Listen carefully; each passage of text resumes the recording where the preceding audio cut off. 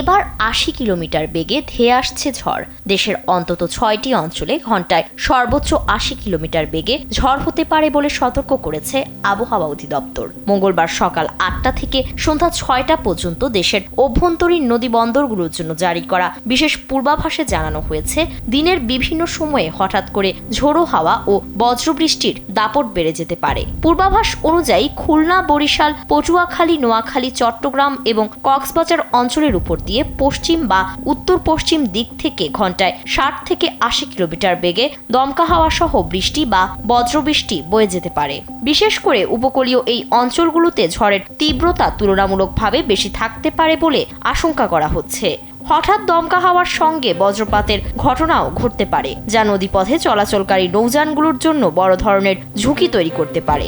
এই কারণে সংশ্লিষ্ট এলাকার নদী বন্দরগুলোকে ২ নম্বর নৌ হুঁশিয়ারি সংকেত দেখাতে বলা হয়েছে। পাশাপাশি নৌযানগুলোকে সতর্কভাবে চলাচলের নির্দেশ দেওয়া হয়েছে এবং পরিস্থিতি স্বাভাবিক না হওয়া পর্যন্ত নিয়মিত আবহাওয়ার আপডেট অনুসরণ করতে বলা হয়েছে।